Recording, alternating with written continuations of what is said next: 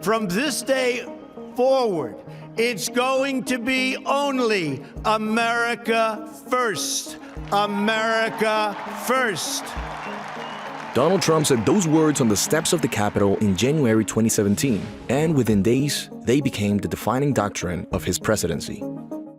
Millions of Americans heard it as something new, a break from decades of Republican orthodoxy on trade, immigration, and war.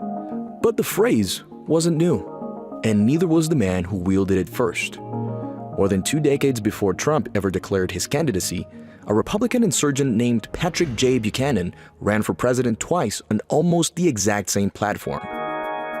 Economic nationalism, hard immigration limits, and a foreign policy that put American interest first, full stop. This is the story of the godfather of the America First movement. Although a later adversary of the status quo, Buchanan started at the very heart of it. His career started as a speechwriter for Richard Nixon in 1966 and stayed through the final days of Watergate. Under Ronald Reagan, he served as the White House Director of Communications. This was a man who had written the words other men spoke from the Oval Office. So when Buchanan turned against his own party president in 1991, it landed differently than an outsider's complaint. It felt, to many Republicans, like a betrayal from inside the walls. In December 1991, Buchanan announced he challenged sitting President George H.W. Bush for the Republican nomination, an almost unheard-of move against an acting president from his own party. He didn't win. Bush took roughly 73% of the primary vote to Buchanan's 23%. But Buchanan walked away with something Bush couldn't buy: 3 million votes and a movement of true believers who called themselves the Buchanan Brigades. That August, at the Republican convention in Houston, Buchanan delivered what became known as the Culture War speech, declaring in his words that America faced a religious war going on in this country. It is a cultural war as critical to the kind of nation we shall be as the Cold War itself, for this war is for the soul of America. Whether or not that speech helped or hurt Bush's re-election bid remained a matter of dispute among Republican strategists for years afterward. What it actually did is that it introduced a phrase, culture war, that would outlive the campaign by decades. Now, another fact is that, for Buchanan, this was a civilizational struggle against a new, globalized ruling class. He believed that the same Washington elites who were pushing liberal social values were also trying to dissolve America's physical and economic borders. Did you know the story of Patrick J. Buchanan? If not, then drop a like in this video, subscribe to our channel, and turn on the notification bell so you know as soon as we drop a new video. Now, Buchanan's economic message is where the Trump parallel gets hard to ignore. He opposed NAFTA and the General Agreement on Tariffs and Trade loudly and often, framing free trade as a betrayal of American workers. At the time, the Republican establishment and even leaders of the religious right like Ralph Reed wanted to align social conservatives with corporate free market globalism. But Buchanan's anti-NAFTA message was so potent, it sparked a massive grassroots revolt within Reed's own Christian coalition. The rank and file ignored their leaders and cheered for Buchanan's protectionism. On the trail, Buchanan promised to rewrite these unfair trade deals and make the United States again the mightiest manufacturing power on earth. A line that, word for word, could have come from a Trump rally 25 years later.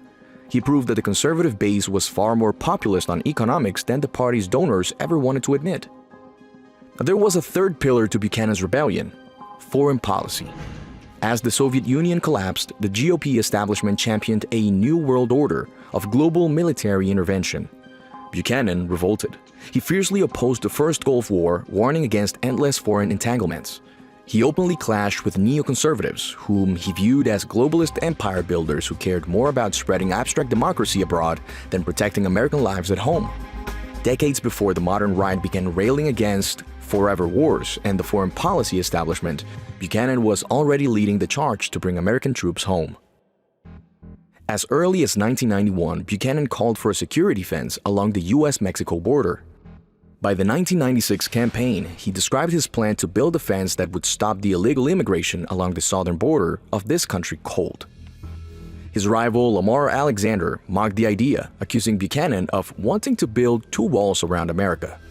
Buchanan's best moment came in February 1996 when he narrowly beat Senate Majority Leader Bob Dole in the New Hampshire primary, 27% to 26%. Standing before supporters that night, Buchanan declared that the peasants are coming with pitchforks, a line so memorable his campaign later gave him an actual silver pitchfork as a keepsake, according to Buchanan's own website. The Republican establishment reportedly panicked, but the momentum didn't last. Dole swept nearly every state on Super Tuesday, and Buchanan's insurgency, without the party infrastructure to sustain it, faded by spring. The Buchanan-Trump connection is far from being a mere slogan rebranding.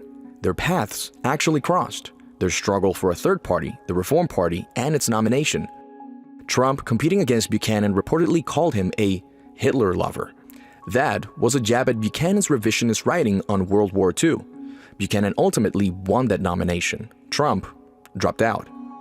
16 years later, campaigning for the presidency in earnest, Trump adopted the very phrase Buchanan had used as his own 2000 campaign slogan, America First. He used it in a 2015 Wall Street Journal op-ed, built his 2016 platform around it, and placed it at the center of his inaugural address in 2017. Buchanan, for his part, didn't seem bothered watching someone else finish what he'd started. As many note, Buchanan's campaigns and books had already laid the intellectual foundations for the movement that would carry Trump into the White House. Once Trump entered the Oval Office, the relationship shifted from public rivalry to a quiet, mutual validation. Buchanan later revealed that Trump had actually called him during the 2016 primaries to praise his columns. While they didn't maintain a regular personal dialogue after the election, Trump proved he was still paying attention. In January 2019, at the height of a government shutdown over border wall funding, President Trump took to social media to quote Buchanan directly, sharing an excerpt from one of Buchanan's columns defending the wall and warning that the U.S. southern border must be defended. It was a remarkable public nod from a sitting president to the man he had once dismissed as a political outlier.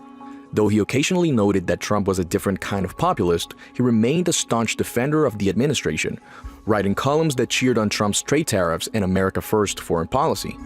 For a man who spent his career being marginalized by his own party's elites, seeing his lifelong ideas shouted from the presidential podium was the ultimate, albeit late, vindication.